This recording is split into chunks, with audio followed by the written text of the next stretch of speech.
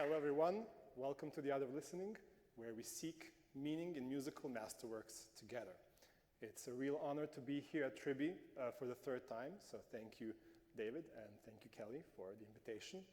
For those of you who may be here for the first time, my name is Yavor, and I will take you on a little collaborative exploration, collaborative exercise in imagination.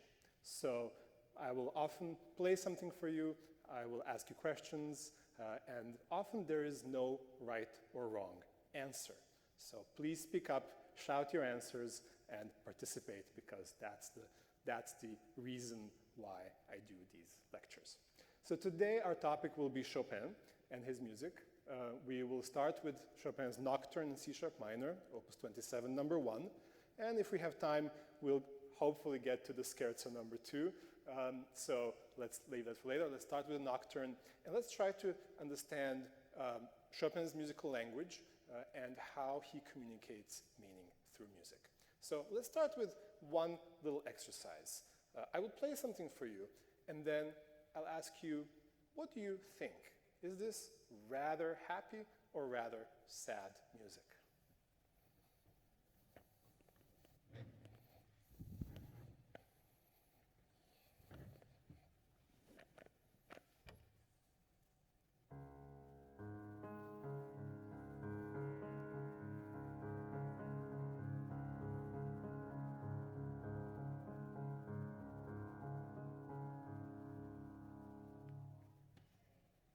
Sad? Anybody for happy? Any hands? Let's see a show of hands. Okay, 1, 2, 3, 4, 5 for happy. How many for sad? 1, 2, 3, 4, 5, 6, 7, 8. A little more.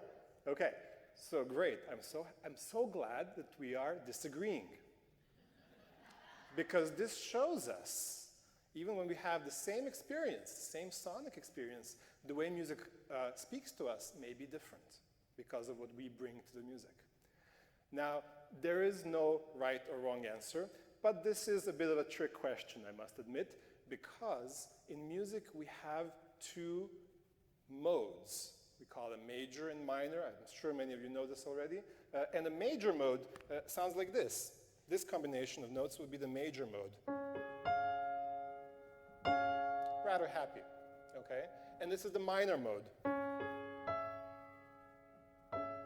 I think we would all agree that if we had to choose, right, then one would be happy, one would be sad.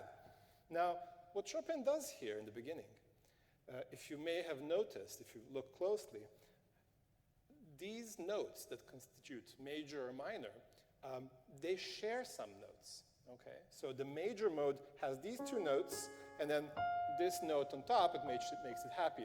Minor has those same two notes, and then a different note here, okay?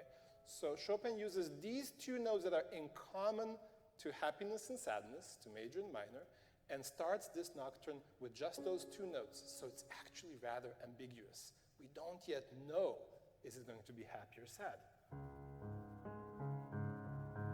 He's creating a sort of background on top of which he's going to paint. And how does he start? What's the first note of the melody, the first note of this main character on stage? The happy or the sad one? Sad. That's the minor, okay? And the very next one? The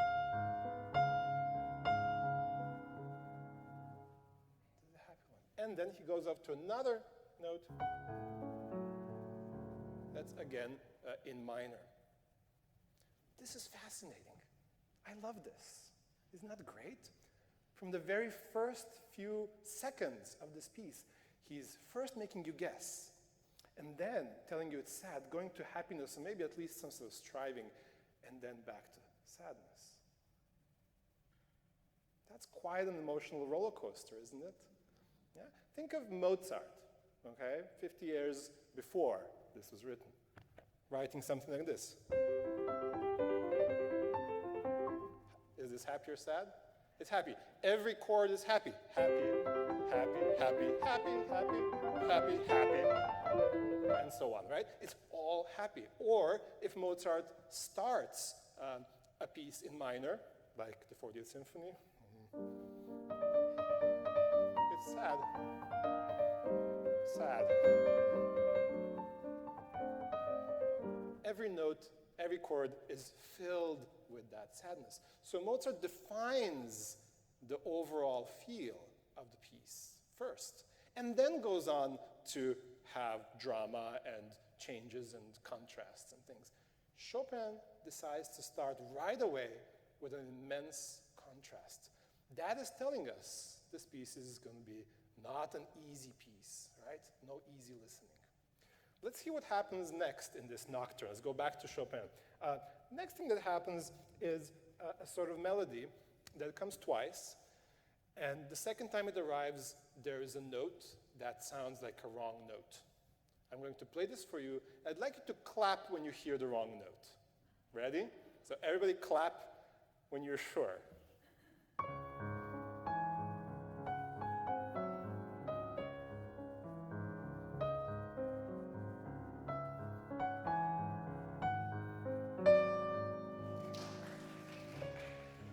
Great.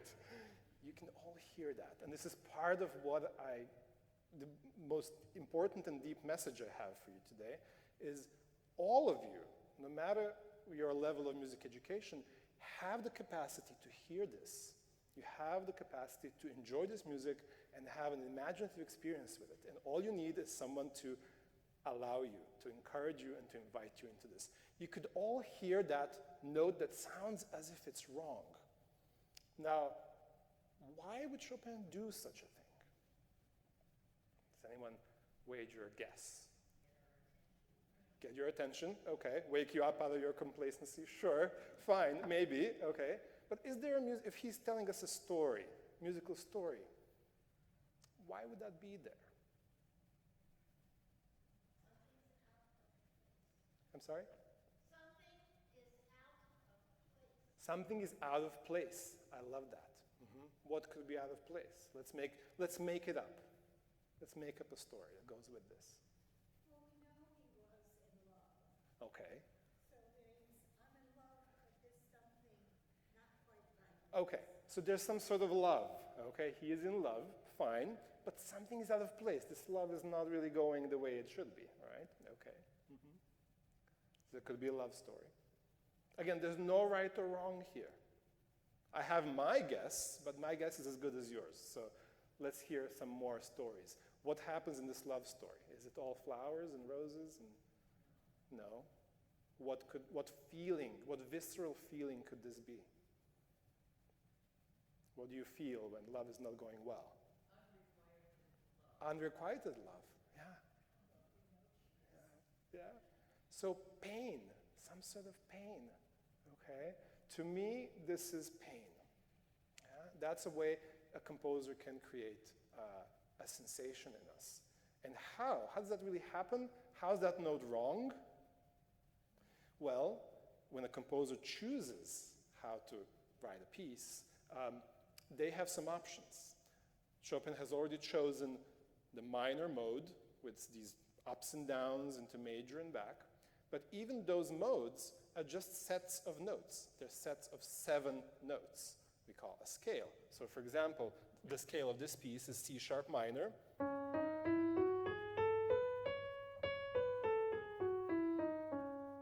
We have a total of 12 different notes in the piano. So when we choose these 7 notes and stay within those 7 notes, then we are rather safe. Everything will sound fine. But the moment he uses not, but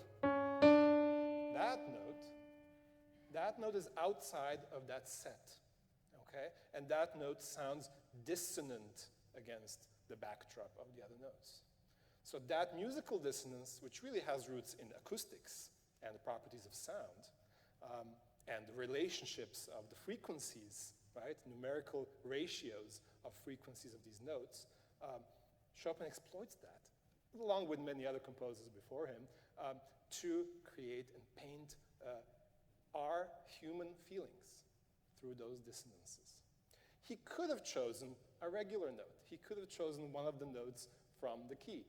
If he were a good composer, just a good composer, a regular composer, he would have written something like this.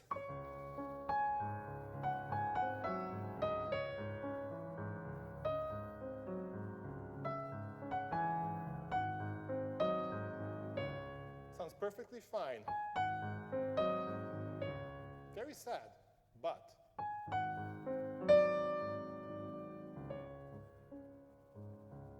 and you will notice that he resolves that dissonance. Okay, the dissonance doesn't linger. He does move on from it. He finds a way to move those wrong notes into the correct notes. But first, he gives you that tang. And he also writes an accent on that note, says, instruction for the performer, play this note extra loud. Okay, so it's very, very important. Okay, let's move on. So after this initial section, which is rather calm, rather sad, with ups and downs and painful moments, we move on to something a little more exciting. And at the top of that surge, something very special will happen. This is how it starts. And let me see if you can tell me what you think this is all about.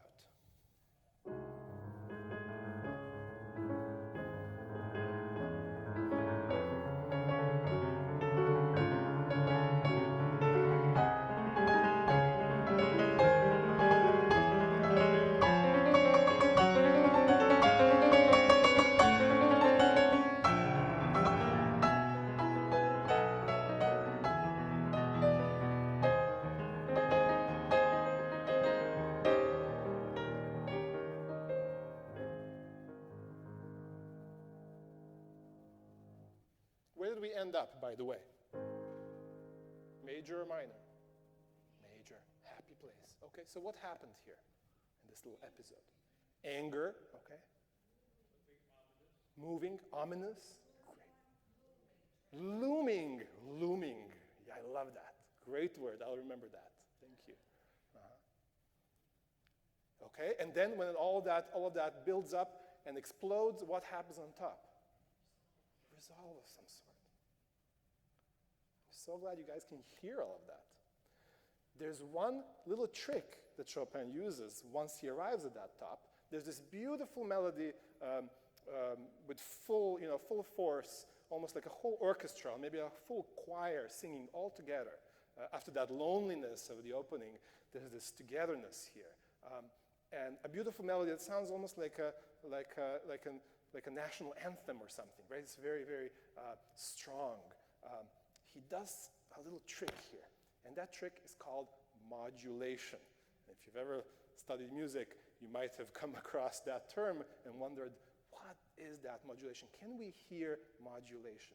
Modulation is nothing but a change of key. If we started in our C-sharp minor, the set of 7 notes, now we're going to completely change that into another different key. Not just major, minor, but a completely different different set of notes. And can we hear that? Here's a trick that I use. I'm going to again revert Chopin's music into a slightly more pedestrian version. Let's say a first-year composition student who is writing music, and it comes to that spot, they would probably stay in the same key. What would this music sound like if we stayed in the same key? Once he arrives on top, I'm going to do a sort of simplified version. We hear this. And then sounds perfectly fine and logical. There's a sort of question and an answer. And the answer is exactly what you expect to that question. This is the question. And answer. Good music, okay? But Chopin changes the key right in between that question and answer. And the answer is in a completely new key. And this is what it sounds like.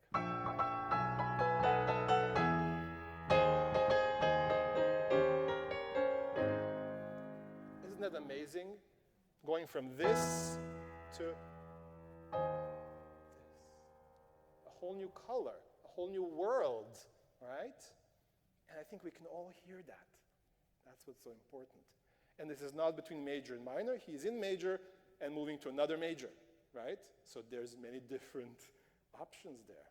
And he's finding one that sounds so exciting, so warm, and so comforting, and so, like a real change. In the entire piece, we were hoping for some change. And finally, here we get that change.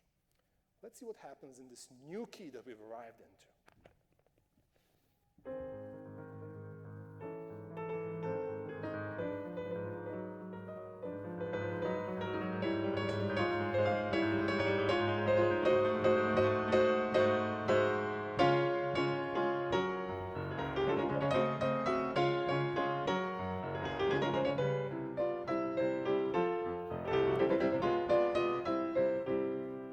What's happening here? Sounds like dancing on air. I love that. Do you agree? It's very dancey, very lively. What is this all about? You tell me. Quixotic? Wow. So there's something good about it, but also maybe a little futile. I love that. Okay. But we don't know that yet. We don't know that. For now, I think this seems pretty optimistic, right? Do we agree that we are all happy and dancing here? You don't have to agree with me. I love disagreements, as you've seen. Yeah? Anybody? Let me play this for you one more time and think about this dance. How incredibly unusual to have this in the middle of that calm nocturne. Nocturne being something nightly, right? So.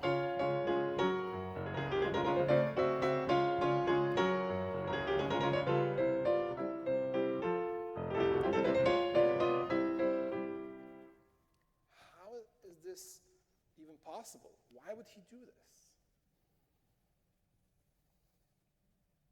I have a guess, but it's just a guess. Relationships gone into a new phase, a new level. A new phase of the relationship, okay. And this is a good one, I presume, right? It's all going really, really well, really happy. This kind of dance with this rhythm, yum pa pa pa pa pum pum pum pum pa pa pa pa pum pum pum pum, is a very typical dance called a polonaise. And Chopin, being Polish, has written many, many polonaises in his life, okay? And that's a sort of symbol of national pride for him. As we know, Chopin left Poland as a 20-year-old and finally settled in Paris and spent the rest of his life there and always longed for his homeland. So could this be some sort of nostalgia? Could this be a sort of fantasy? Quixotic, maybe? I don't know. I don't have the answer for you. But it's really, really puzzling. How does he end this dance? Does this dance come to completion? Does it come to a cadence, which means an arrival where it finishes and then something else happens? Or does this dance move on in a kind of maybe disturbed way?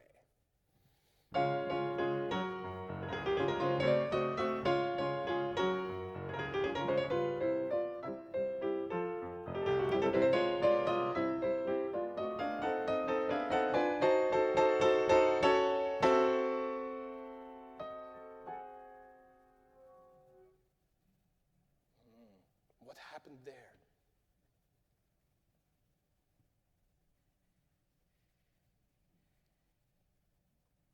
What happened to the dance? It's unresolved. It's interrupted. It goes away from you. It's running away. You're trying to hold on to it and it's just slipping. Isn't that amazing? Why would he put this in a nocturne? Again, no right or wrong. I have my guesses. But why would he put this dance in the middle of a nocturne? Yes? He woke up from a dream. That's my best guess as well. Yeah? I don't know. But you can think of this whole nocturne as a sleepless night. And he writes in his diary about the sleepless nights that he's had, thinking about his homeland that's going through turmoil and uprisings against the Russians and so on. He's thinking and he cannot sleep and he's tossing and turning. You can think of that opening as if, your mind going from the happy moments to the sad moments, to the worries, to the pain, resolve. And then there's a transformation. There's the modulation. We enter a new world, a dream world in which everything is fine. We're back home. We're transported for a moment into this happy place where everybody's dancing around us and having a merry time. And then that dream slips away from us. It slips and disappears, and we're woken up. And what happens when we wake up? We're back to the same old reality. And at that point, Chopin goes back and reprises that same opening. We hear the music from the beginning one more time. So it's as if he's back to the same place where we started from. Yet at the very end, he does something different. Because if he had stayed in that turmoil music of the opening, we would have landed back again into the dream, right? So he has to change something at some point to make it end. And that's a really central point for every piece of music you will ever listen. Every classical piece of music has this interesting point. First of all, there's a main theme, then there's some sort of contrast, and then we come back to the main theme. And when we come back to that second time, we have to change something. Otherwise, it's just going to do the same thing again, right? And that second time, that point at which we diverge is the crucial point. That's the point of progress, of learning, of experiencing something new. I won't give it away. I will play the whole piece once for you through because I want you to have the experience of the entire piece. And I would like you to keep your ears open for that moment. After we come back to the Sleepless Night opening of the piece, where is the point at which something changes and how does it change? What happens there? And how do we end? How does Chopin choose to end this story? Ready? All right. I'll play the whole piece for you one more time now.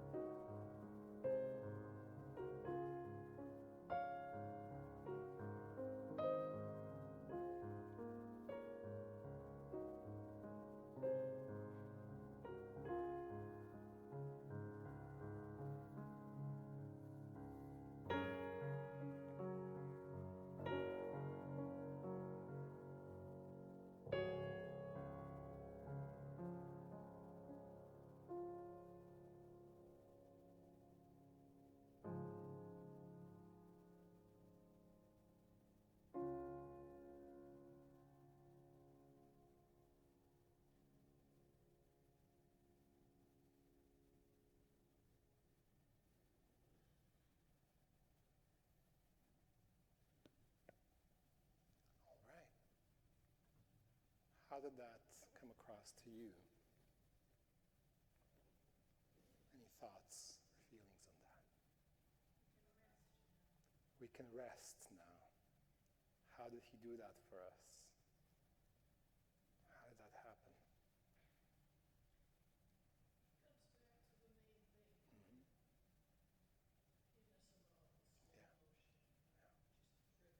Yeah. It comes back to that same feeling from the beginning. It's pianissimo, it's very soft, drifts away. Uh-huh. And there's a moment in which he changes to major, right? He changes to the happy mode at the very end, but it doesn't happen in that big, bombastic way that it happened in the middle of the piece, right? He never comes back to that polonaise, that dance. He never comes back to all that stuff in the middle. He finds a way to just stay within the texture of that opening, within the reality of the sleepless night, but to find peace, to find calm, to find happiness. So, yes. I'm sorry? Hope, a glimmer of hope. Absolutely. Absolutely. Glimmer, I agree with the glimmer, yes. And that's very special, yes. Like a daydream could be, right? It doesn't have to be a night dream. Absolutely. Yeah, yeah. Any more thoughts? Just have to deal with it. In a way, you're absolutely right. In a way, what he's portraying through this piece is a path towards acceptance. And that's the hardest thing, right? He's not actually changing anything. He's not actually going back to Poland and winning against the enemies. He's finding a way to stay within the spirit of reality, but to find a way to be happier with that, or at least to accept the things the way they are. But is this piece about Poland? Is this really about Chopin and his dream and about his homeland, or maybe a love, Is this what it's all about? Does this need to be about Poland just because there's a Polonaise in here? What do you think? That's a trick question, yes? About life? Yeah. It doesn't have to be about Poland. The fact that that's what it was for him, we guess, doesn't mean that it has to be that for us. Because I'm not Polish, right? So this music should mean nothing to me. Okay? It should be completely meaningless to me if that's what it's about. What it's about is it's a step further. It's a step deeper, a step more personal than just about a particular story. It's about each of your stories. All of you enjoyed this piece and loved this piece. I hope you loved this piece. Did you? Yes? I hope you loved it, not because of Poland, but because of what that piece did for you. And it did that because it could connect to your experience of pain, loss, grief, hope, dreaming, and then disappointment, and then a path towards acceptance. We've all had to, at some point, go through those things. We've all experienced them. And here's someone 200 years before us who's channeled that experience into music. And we can experience it now and feel like we're not alone. So in some ways, when we listen to music, it's not that we need to understand music. It's that we can sit there and we can let music be there for us. Music is there to understand us and to make us feel like we're not alone. All right. We have some time. So we'll jump into the next piece, which is probably the polar opposite of this one, Chopin's second scherzo. Now, the word scherzo may be a little misleading because if you know a little bit of Italian, you know that scherzo means joke, but there's very little that is joking about this piece. In fact, maybe Chopin had a very dark sense of humor, but mostly the scherzo title has to do with a tradition of writing scherzos, mainly stemming from Beethoven. So in some ways, he's alluding to Beethoven's scherzos, or scherzi. Beethoven wrote them as a third movement within a symphony, right? So for an orchestra. And so for Chopin to even write a piano piece called Scherzo that stands alone is innovative, okay? He's trailblazing. He's saying, well, we don't need to, wait for the whole symphony orchestra to play two movements and then come to the Scherzo. No, here's a Scherzo for piano solo, and the form of a Scherzo usually has three parts. The Scherzo part, the trio section, which is in the middle, and then another Scherzo part, which basically just repeats what that initial Scherzo was all about. Will Chopin do the conventional thing? No. He's going to make his Scherzo into his own very particular story that will have some of those elements, but it will change them. So we'll, again, piecemeal go through the Scherzo and see what Chopin does with it. Let me play for you the Scherzo part of the Scherzo, which means the first initial theme, and let's then hear from you what you think this music is all about.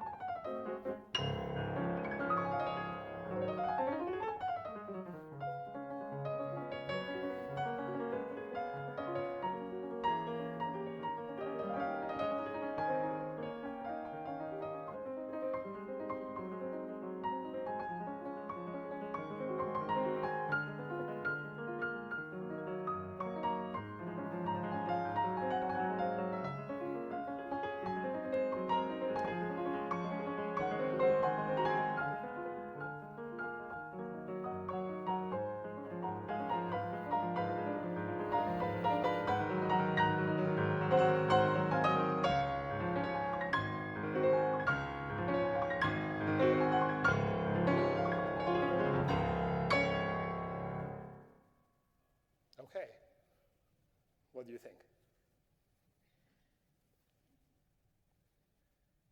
What's happening here?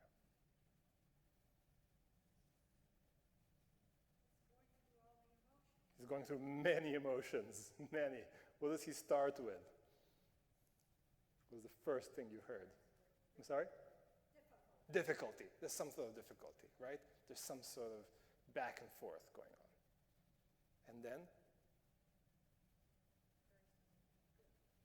And then becomes good. It becomes much better. Becomes more smooth. Okay, great. I love it. So here's Chopin writing something that is very full of contrasts. We have this thing that starts, and then this. And then this comes back. Let's give these two names. What are we going to call this one? Sorry? Thinking? Okay, but give it a name, like Jack or Jill or whatever. Can I have a name? Roberto. I love it. Okay, so this is Roberto saying, and then comes, give me another name. Who's that? Max. Okay, Roberto and Max. So Roberto, what's Roberto like? Thoughtful, okay. Sneaky. And what's Max like?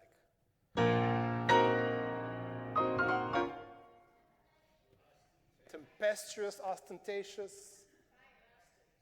Wow, you guys are full of ideas. I love it. One by one. Bombastic. Brash. Emotional, yeah, but what emotion? Yes. The mice and the rats in the Nutcracker, right? It's a fight. Roberto and the Max are the, the rat king.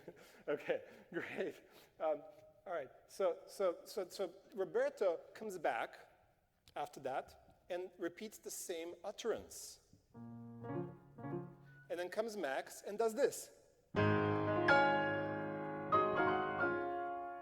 How's that? Is that still bombastic? Sort of, but it's changing. So Roberto is always the same. Like a question, like some sort of impulse, you know? And then Max is the one first saying, if that was a question, then this is a sort of negative answer, right? No. And then Roberto comes back, then Max comes back, but this time, oh, that's much more pleasant. That's maybe a yes of sorts, okay? So they go back and forth this way, and how does this yes and no happen? Well, no is in minor, yes is in major, so that creates the illusion, right, of change. And then they go back and do the same thing all over again. Roberto, Max, no, Roberto. Now you expect the yes answer, this one, but instead you get, ah, like a double no this time, okay? So that's how Chopin creates narrative. He shows you one version of a dialogue and then repeats it, but changes the last part. And you expect something to happen, but it doesn't. So now we reached a sort of double no, no, no. So what happens next? The two characters cannot coexist. What happens? A third character walks on stage.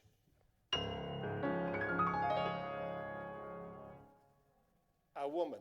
Give her a name. I love it. Yeah? Give her a name. Ernestine. Oh, love it. Ernestine. Okay, so Ernestine, I have to remember this. Ernestine comes on stage.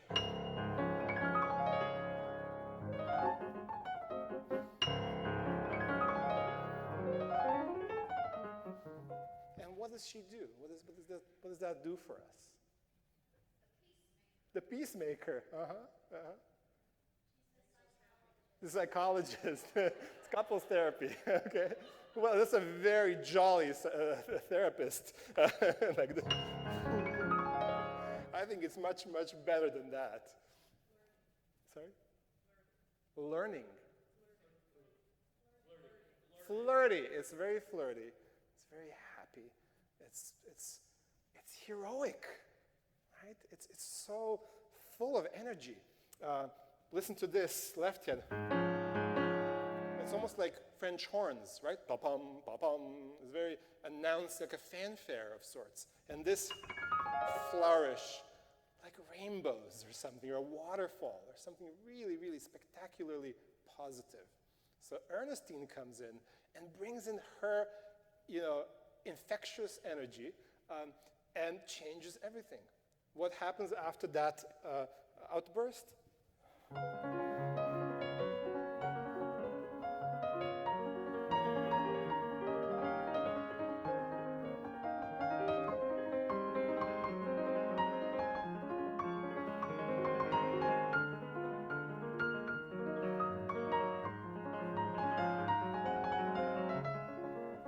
What is all of that?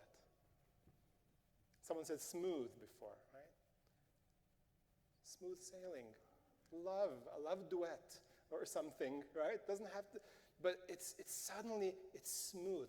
In music we say legato, right? Instead of all these staccato things before, suddenly it's flowing. Music is flowing, it's happy, it's in major, and it has even two voices at the same time, so kind of like a little duet. And it's just, everything is just splendid. It's like an opera aria, okay? It's very operatic. And Chopin loved opera. And he always told his students, your piano needs to sing. You're not singing enough. And this is exactly the kind of place where he would say that. This is what he thought. And it would be very hard to do that on a piano, which, by the way, has hammers that hit strings, right? So to create the illusion of that legato is very, very hard. And when that beautiful opera aria ends, what remains?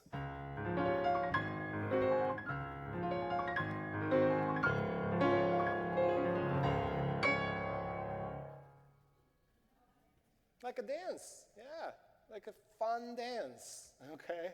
And we've ended in major. That's the scherzo part. You had Roberto, Max, and Ernestine starting off in a conflict, resolving it, and singing and dancing. Now, Chopin repeats that scherzo part. So you hear it one more time. After this glorious arrival, you hear again that same complaint of Roberto and that same no answer from Max, okay? And there's going to be some ornamentation, he changes little things, nothing structural, just to make it more interesting, more improvisational. But that's basically, you hear the whole scherzo section one more time, ending again on that dancey, happy final note. Now comes the trio section. Trio section, the name trio, again, is just a convention. With orchestras, probably smaller parts of the orchestra would play that trio section. So it's felt more intimate, more chamber music-like. And this is the idea. This is the trio section. Let's hear what you think of the trio.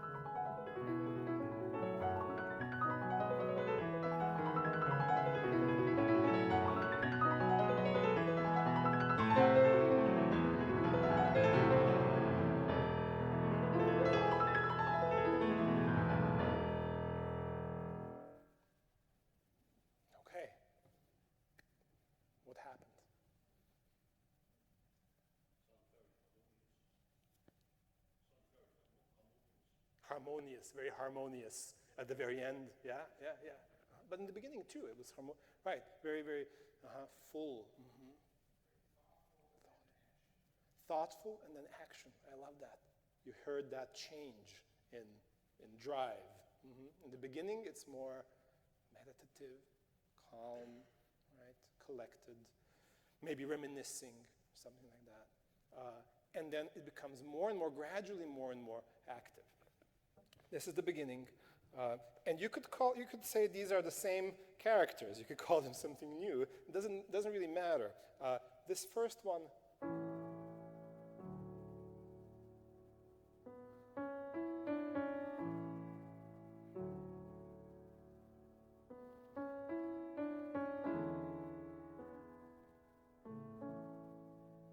and then a sort of answer to that.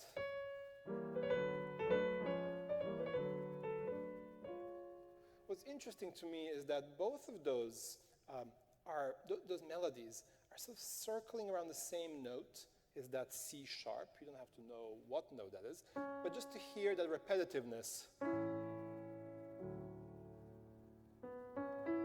And again, and again, and again, here. And then the other one takes that same note, modulates into a new key. But we always come back to that same note. And even here. And then again. So in some ways, it's like a prayer, very repetitive, pleading, reminiscing.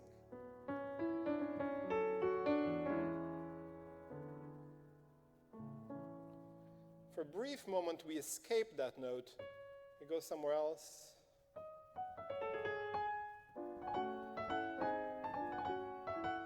Again, like a question of sorts. And then we come back to that same note again, but this time in the form of a little waltz.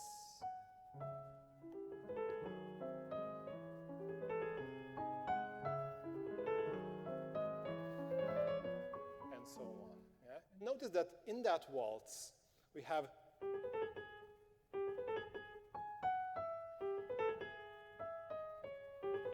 this motif that's really a sped up version of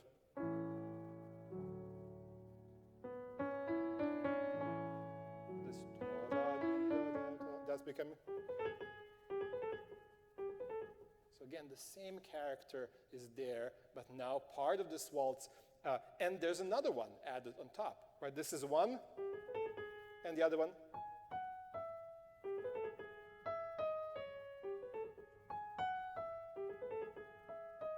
So even though this music is completely different than music from the opening of the Scherzo part, the same pattern is going on. Roberto is asking that same question again and again,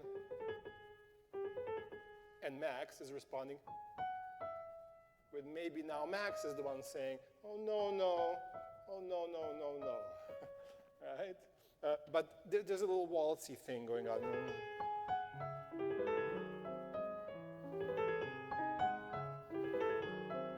Try harder.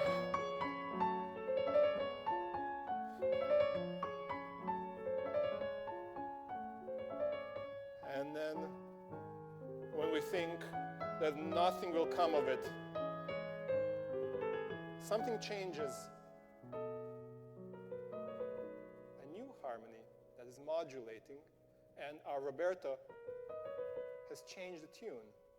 And now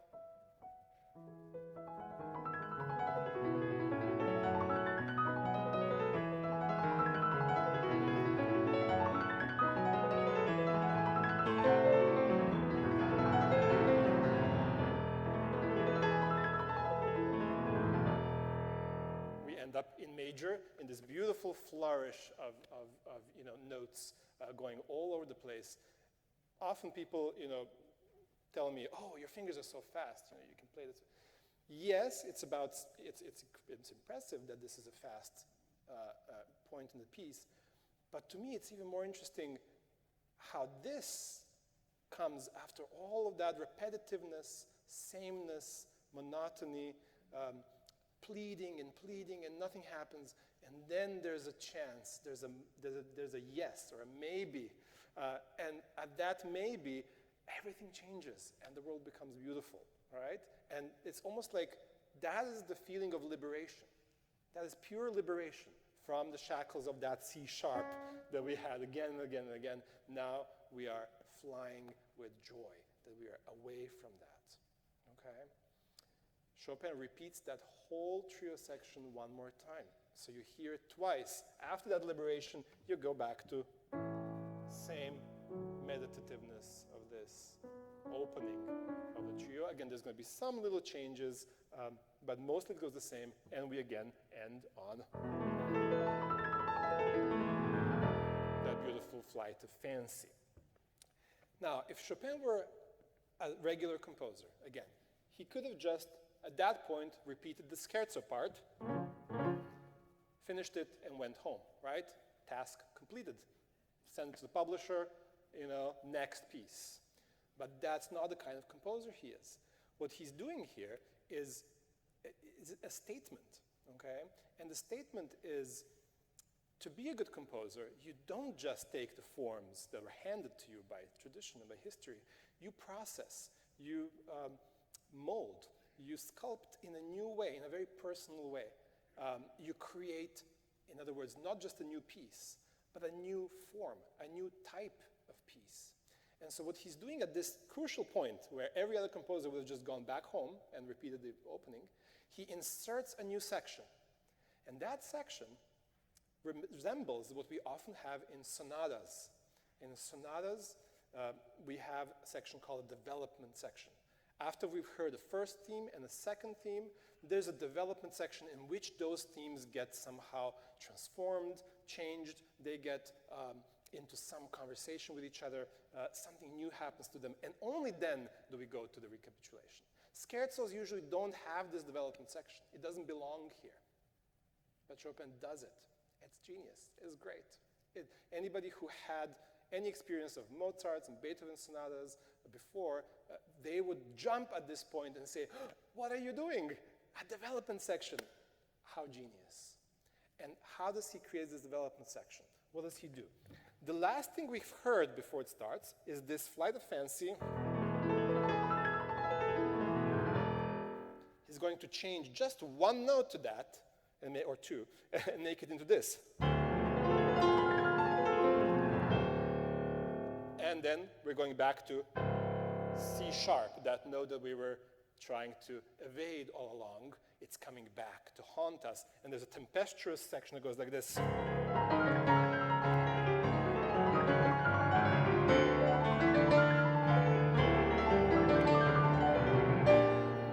Now he starts something familiar.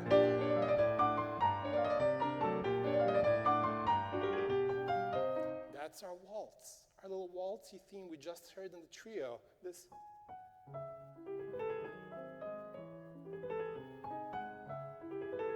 Without conversation. Now it's agitated. He writes in words, in letters, agitato.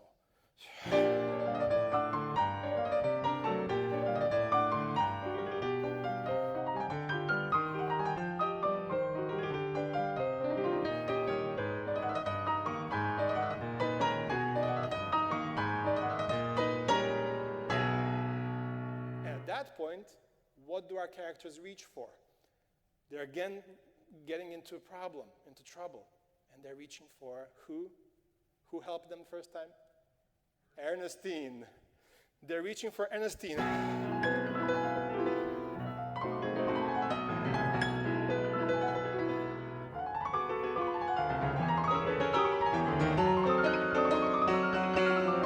But is she helping? No, it's not helping. It's tragic. The first time around, you heard her in this version. It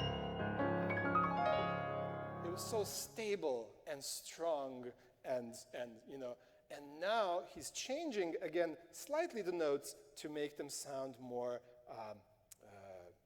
unsettling.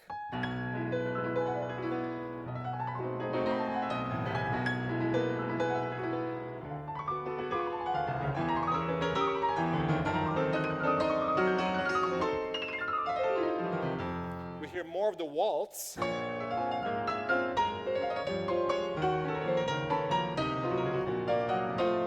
now the waltz gets transformed into something that I can only describe as sort of a military march.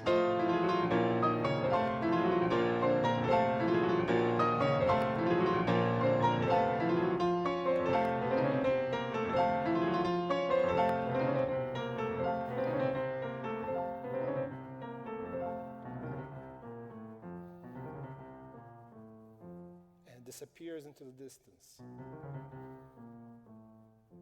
You can barely hear it. Without resolving. And then, and only then, Roberto is back. And Max. And that's where we get the scherzo part one more time, with all of its inner conflicts back the way they were. As if we've tried really hard to resolve them, but none of it helped. It's really exciting. Anyway, finally, at the end, that scherzo part again needs to change. If he just mechanically repeated it, we would have ended in the same place, but that final time, we've heard it twice before. We heard the trio, we heard the development, and now comes this final scherzo. At the end of it, there's going to be a real change. And that change launches this piece into, against all odds, a wonderfully satisfying, happy ending, very bombastic and very resolving. Unlike many of his other pieces, including the Nocturne, which were of a different kind, this one gives us exactly what we wanted. And this is why I love playing this piece. I especially love playing it at the end of a concert, because after all the tragedy and drama, I love to send you off in good spirits. Now, I see we're at time at 3 p.m. here. So I was hoping to play for you once this whole piece before we leave. Is that okay? Could we stay a few more minutes? Okay, I think that's a yes. Approved? David? Okay, great. So I'll play for you a bit of a abridged version. We won't do repetitions of each section. It will be just one scherzo, one trio, development, and scherzo. That will be enough to carry the story across.